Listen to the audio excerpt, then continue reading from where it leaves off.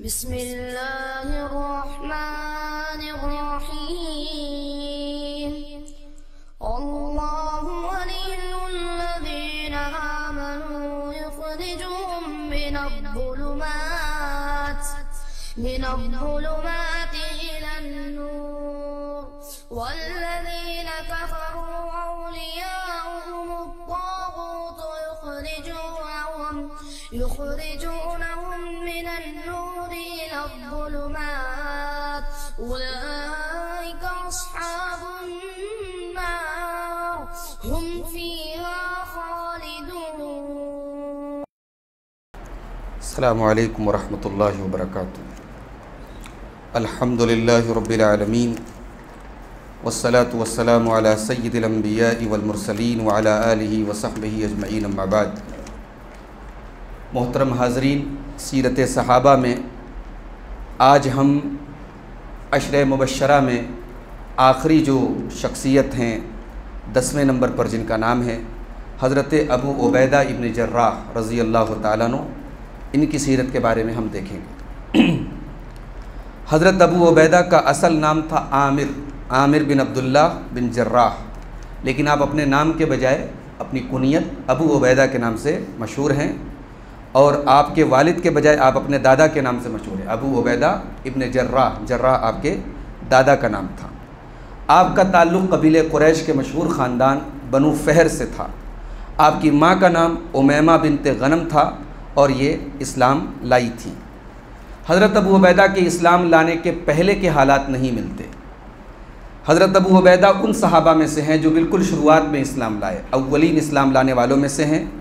अल्लाह के नबी सल्लल्लाहु अलैहि वसल्लम जब दार अरक़म में थे तो उसी वक्त आप इस्लाम लाए थे और हबशा की तरफ दूसरी हिजरत करने वालों में भी आपका नाम था। हज़रत अबू उबैदा जब मदीना हिजरत करके गए तो वहाँ अल्लाह के नबी सल्लल्लाहु अलैहि वसल्लम ने उनका भाईचारा हज़रत अबू तलहा के साथ कराया था। ग़ज़वे बद्र में हज़रत अबू उबैदा शामिल थे और दीगर मुहाजिर सहाबा की तरह आपने भी उसमें अपनी बहादुरी के जौहर दिखाए। ये बात बहुत मशहूर है कि ग़ज़वे बद्र में आपने अपने वालिद को, जो इस्लाम नहीं लाए थे, मुशरिक थे, अपने वालिद को आपने कत्ल किया था। ये बात बहुत मशहूर है मगर सही सनद से ये बात साबित नहीं है। ग़ज़वे उहुद में आप उन चुनिंदा सहाबे किराम में से थे जो प्यारे नबी सल्लल्लाहु अलैहि वसल्लम के साथ मैदान जंग में डटे थे, साबित कदम थे और अल्लाह के नबी सल्लल्लाहु अलैहि वसल्लम का डिफेंस कर रहे थे, आपका बचाव कर रहे थे। अल्लाह के नबी सल्लल्लाहु अलैहि वसल्लम के चेहरे पर जो लोहे की 2 कड़ियाँ आपके चेहरे पर गड़ गई थीं, उन 2 कड़ियों को हज़रत अबू उबैदा ने अपने दांतों से निकाला और इस वजह से उनके सामने के 2 दांत टूट गए थे और ज़िंदगी भर वो 2 दांत आपके टूटे रहे। सन 8 हिजरी में अल्लाह के नबी सल्लल्लाहु अलैहि वसल्लम ने हज़रत अम्र बिन आस की क़ियादत में एक फ़ौजी टुकड़ी को भेजा था। क़ुज़ा नाम का एक कबीला था, उससे लड़ने के लिए। जब वो दुश्मन के करीब पहुँचे तो उनको लगा कि दुश्मन की तादाद बहुत ज़्यादा है, तो उन्होंने अल्लाह के नबी को पैगाम भेजा कि मुझे मदद दी जाए, मुझे और कमक भेजी जाए। चुनांचे अल्लाह के नबी सल्लल्लाहु अलैहि वसल्लम ने 200 सहाबे किराम की एक और टुकड़ी भेजी और उन 200 सहाबे किराम का कमांडर हज़रत अबू उबैदा को बनाया था। उस 200 के तादाद में हज़रत अबू बकर और हज़रत उमर वगैरह भी शामिल थे। अल्लाह के नबी ने हज़रत अबू उबैदा को सख्ती से ताकीद की कि आप जब वहाँ जाएँ तो अम्र बिन आस के अंडर में रह करके काम करें और आप लोग आपस में इख्तलाफ ना करें। जब हज़रत अबू उबैदा वहाँ पहुँचे तो हज़रत अम्र बिन आस ज़ाहिर है बाद में इस्लाम लाए थे, नए नए मुसलमान थे।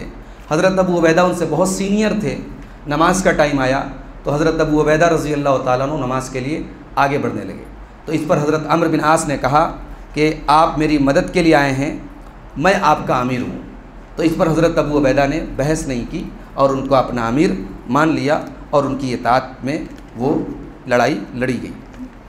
हज़रत अबू उबैदा फ़ौजी जो हुनर होता है, फ़ौजी जो फ़न होता है, उसमें माहिर थे और इस वजह से मुख्तलिफ़ मौक़ों पर अल्लाह के नबी सल्लल्लाहु अलैहि वसल्लम ने आपको लश्कर का कमांडर बनाया। रजब सन 8 हिजरी में आपको कमांडर बना करके अल्लाह के नबी ने सहाबा का एक लश्कर भेजा था समुंदर के साहिल की तरफ।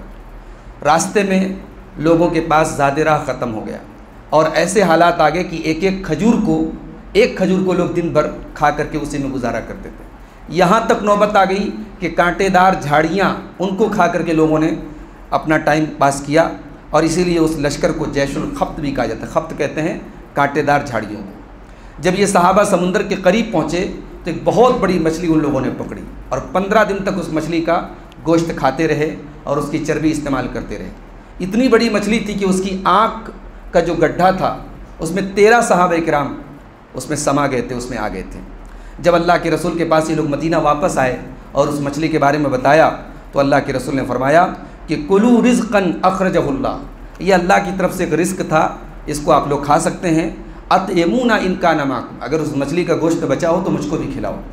तो ये वाक़या मैं इसलिए बता रहा हूँ कि अल्लाह के रसूल के दौर में मुख्तलिफ़ मौक़ों पर हज़रत अबू उबैदा को अल्लाह के रसूल ने कमांडर बनाया, इनकी सलाहियत को देखते हुए।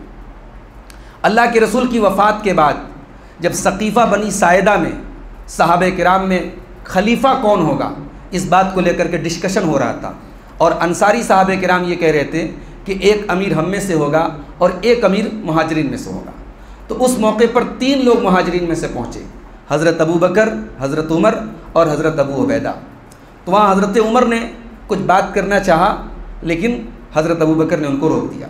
फिर हज़रत अबू बकर खड़े हुए और उन्होंने खुतबा दिया, और ख़ुतबे में हज़रत अबू बकर ने कहा कि अय अंसारी भाइयों, आप वज़ीर होंगे और हम आपके अमीर होंगे, और इसलिए कुरैश के लोग आपके अमीर होंगे कि हम औसतुल अरबी दारा, कि अरब में कुरैश के लोग सबसे दरमियान में, सबसे बीच में, मक्का में रहते हैं। व अरक़हुम अहसाबा, और ख़ानदान के एतबार से इनका मकाम सबसे ऊंचा है। तो आप लोग, ये हज़रत उमर हैं, ये हज़रत अबू उबैदा हैं, इनमें से किसी एक को अपना अमीर बना लीजिए।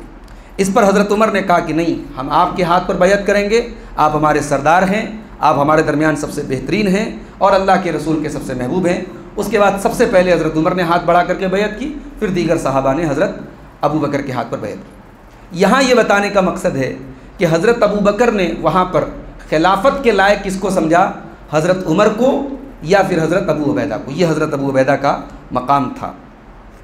हज़रत अबू उबैदा को अल्लाह के नबी ने अमीन व हाज़िल उम्मा, इस उम्मत का सबसे ईमानदार आदमी, ये लक़ब दिया था अल्लाह के नबी ने।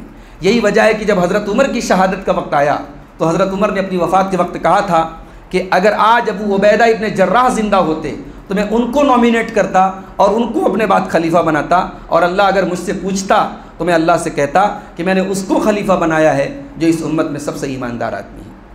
हज़रत अबू उबैदा रज़ी अल्लाह अन्हु का एक बहुत बड़ा कारनामा ये है कि मुल्क शाम को फ़तह करने में उनका बहुत बड़ा रोल रहा है।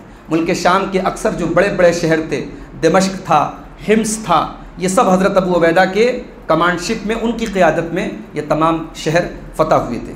यहाँ तक कि बैतुल मुक़द्दस, उसको अगरचे हज़रत अम्र बिन आस रज़ी अल्लाह तआला अन्हु ने वहाँ के लोगों का मुहासरा किया था, लेकिन बाद में हज़रत अबू उबैदा वहाँ पहुँचे अपनी फ़ौज लेकर के, और जब बैतुल मुक़द्दस के ईसाइयों ने ये कंडीशन रखी कि आपके अमीरुल मोमिनीन जब आएंगे तो हम उनके हाथ पर हम सरेंडर करेंगे और हम सुलह करेंगे, और जो वो शराइत लिखेंगे हम उस पर एग्री होंगे। तो हज़रत अबू उबैदा ने हज़रत उमर को लेटर लिखा और हज़रत उमर आए, और उसके बाद बैतुल मुक़द्दस मुसलमानों के कब्ज़े में आया। सन 17 हिजरी में हज़रत उमर फ़ारूक रज़ी अल्लाह तआला अन्हु ने अपने दौर में मुल्क शाम का गवर्नर हज़रत खालिद बिन वलीद के बजाय हज़रत अम्र बिन आस को बनाया, हज़रत अबू उबैदा को बनाया। खालिद बिन वलीद कमांडर थे, उनके बजाय हज़रत अबू उबैदा को बनाया। जब हज़रत अबू उबैदा कमांडर बने तो खालिद बिन वलीद रज़ी अल्लाह तआला अन्हु ने किसी नाराज़गी का इज़हार नहीं किया। हालांकि वो एक माहिर कमांडर थे और उनकी क़ियादत में बहुत सारी जंगें मुसलमानों ने फ़तह हासिल की, मगर हज़रत खालिद बिन वलीद ने कोई शिकवा नहीं किया और लोगों से कहा कि अगर आपके कमांडर अबू उबैदा बने हैं तो खुश हो जाइए कि आप ऐसे आदमी के अंडर में रह करके काम करेंगे जिनको अल्लाह के नबी ने इस उम्मत का अमीन करार दिया है। इस पर हज़रत अबू उबैदा ने हज़रत खालिद की तारीफ़ करते हुए कहा कि आप अल्लाह की तलवारों में से एक तलवार हैं।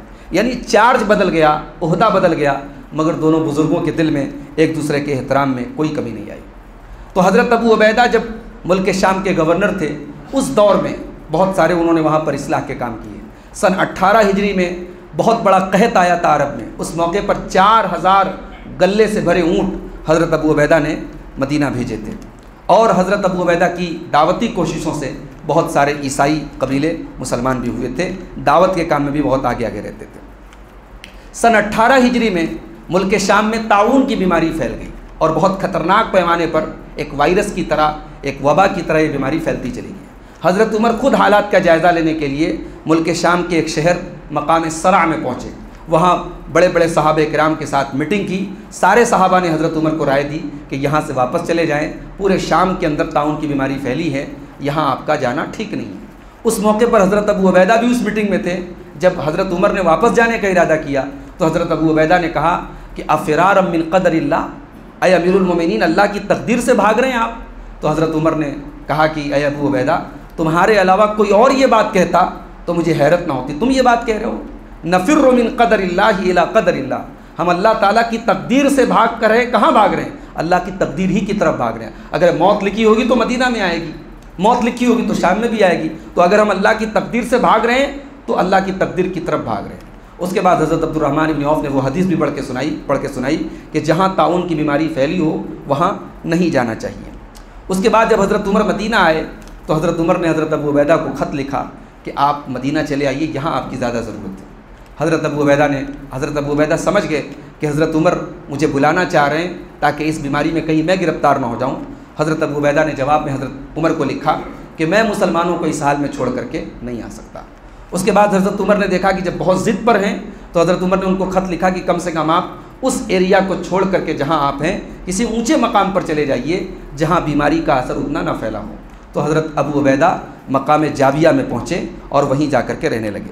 लेकिन वहाँ जाने के कुछ ही दिन के बाद हज़रत अबू उबैदा को ताउन की बीमारी उनको हो गई और बहुत ज़्यादा ताउन की बीमारी उनके पूरे बॉडी में बढ़ गई। और जब तकलीफ़ बढ़ गई तो एक दिन हज़रत अबू उबैदा ने लोगों के दरमियान खुतबा दिया और ख़ुतबे में कहा कि ऐ लोगों, ये जो तकलीफ़ मेरे ऊपर आई है ये अल्लाह की तरफ से एक रहमत है और तुम्हारे नबी की दुआ है, क्योंकि अल्लाह के नबी ने ताउन की बीमारी में मरने वाले को शहीद का दर्जा दिया है।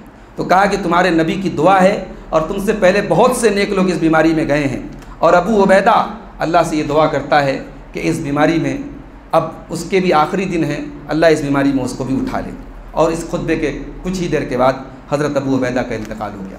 इनकी वफ़ात के बाद जब नमाज का टाइम आया तो हज़रत मुआज़ इब्न जबल रज़ी अल्लाह ताला अन्हु ने नमाज़ पढ़ाई और नमाज के बाद खड़े होकर के उन्होंने कहा कि अय्युहन्नास इन्नकुम फुरजितुम बिरजुलिन, आज आप लोग ऐसे इंसान को आप लोगों ने खो दिया है, ऐसी शख्सियत का आज इंतकाल हुआ है कि मैंने अल्लाह के बंदों में उनसे कम हसद रखने वाला, हसद न रखने वाला, उनसे ज़्यादा किसी को मैंने नहीं देखा कि उसका दिल हसद से खाली हो, उसका सीना पाक हो, वो धोखाधड़ी से दूर हो।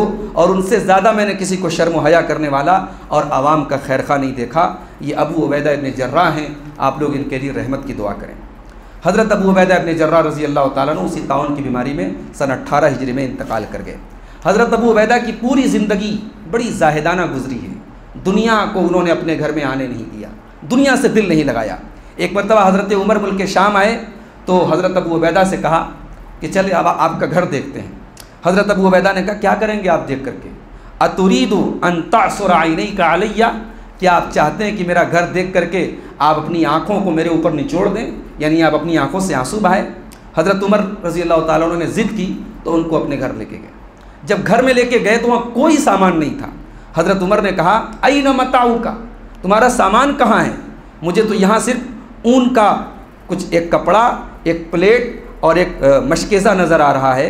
आप इस शहर के अमीर हैं, आपका सामान कहाँ है, आपका खाना कहाँ है? हज़रत अबू उबैदा उठे और एक थैले से थोड़ी सी सूखी रोटियां निकाली और कहा कि ये मेरा खाना है, आप भी खा लें। इस पर हज़रत उमर रोने लगे और हज़रत अबू उबैदा ने कहा कि मैंने पहले ही आपसे कहा था कि आप सिवाय रोने की और आंसू बहाने के कुछ करेंगे नहीं, मैं इसलिए अपने घर में आपको लेके नहीं आ रहा था। इस पर हज़रत उमर ने कहा गय्यरतन दुनिया कुल्लना गैरक या अबा उबैदा, अय अबू उबैदा, दुनिया ने हम सबको बदल दिया सिवाय तेरे, तुझे दुनिया ने नहीं बदला। तो ये अबू उबैदा रज़ी अल्लाह ताला अन्हु हैं जो मुल्क शाम जैसे स्टेट के गवर्नर हैं और उनके घर में ये यानी इतनी सादा ज़िंदगी, इतनी सिंपल ज़िंदगी थी। ये अल्लाह के रसूल के जलील क़द्र सहाबी थे, इस उम्मत के अमीन थे और अशरे मुबशरा में से थे। अल्लाह से दुआ है रब्बुल आलमीन हमें हज़रत अबू उबैदा से और तमाम सहाबे किराम से मोहब्बत करने की तौफ़ीक़ अता फ़रमाए। आमीन व आखिर दावाना अनिल हम्दुलिल्लाहि रब्बिल